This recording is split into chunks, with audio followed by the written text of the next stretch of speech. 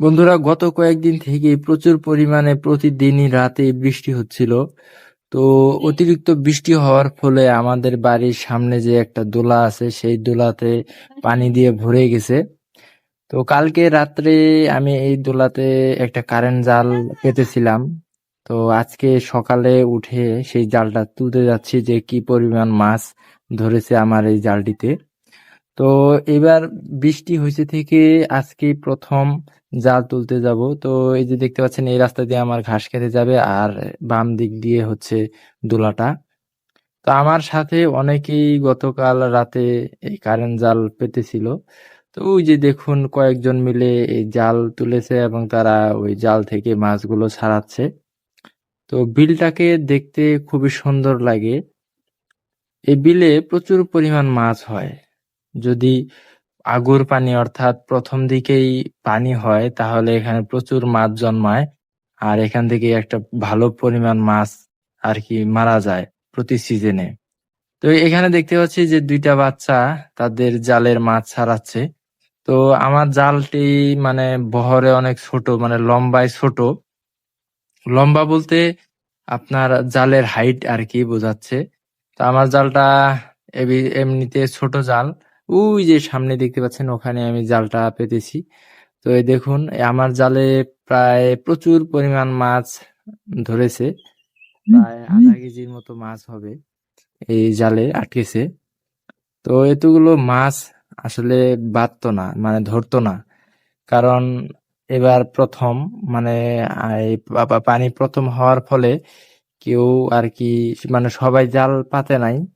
জাল পাতে নাই বলতে সবাই জাল আর কি এই নিয়ে আসে নাই বিলেতে মাছ মারার জন্য। তো কয়েকজন মাত্র, হাতে গোনা কয়েকজন, তো আমিও তার মধ্যে ছিলাম। তো মাছগুলো দেখে আমার মনটা ভরে উঠেছে। তো আমার পাশাপাশি মাছ দেখার জন্য আমার ছোট বোনটাও ঘুম থেকে উঠে সরাসরি আমার জালের কাছে আসছে। তো এই মাছগুলোকে এখন আস্তে আস্তে ছাড়াতে হবে। তো এই মাছ ছাড়ানো থেকে, মানে এই মাছ ছাড়ানোটা এতটাই বিরক্তিকর যে এটা, মাছ বেশি বাঁধলে যে আনন্দটা হয় তার থেকে বেশি কষ্ট লাগে হচ্ছে আপনার এই মাছগুলো ছাড়াতে গিয়ে।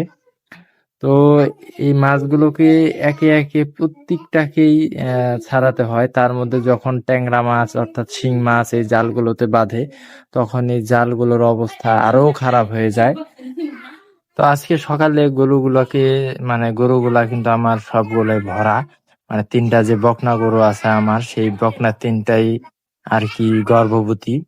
তো এই বকনাগুলোকে সকাল সকাল খাবার না দিলে এরা আসলে শরীরে শক্তি পায় না। সেই জন্য আমি এদেরকে সকাল সকাল ঘুম থেকে উঠে, যদিও ঘাস কাটতে পারি নাই, তবুও এদেরকে সকাল সকাল ঘুম থেকে উঠে আমি মাছ টাছ ছাড়িয়ে এদের জন্য খাবারের ব্যবস্থা করলাম।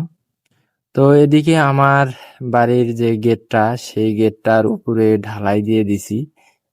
এই যে দেখতে পাচ্ছেন এই গেটটা, তো এই লোহার গেটটা তৈরি করতে আমার প্রায় 15-16 হাজার টাকার মতো খরচ হয়ে গেছে।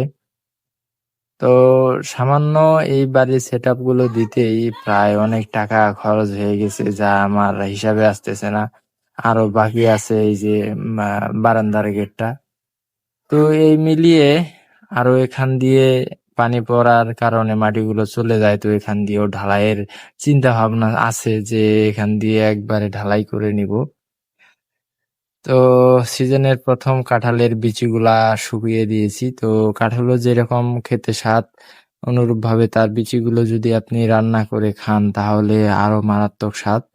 তো তিনটা কাঁঠাল পাড়ছিলাম আর কি, একটা খাওয়া হয়েছে আর একটা আজকে দেখি সকালে পেকে গেছে, তো এটাকেও খেতে হবে।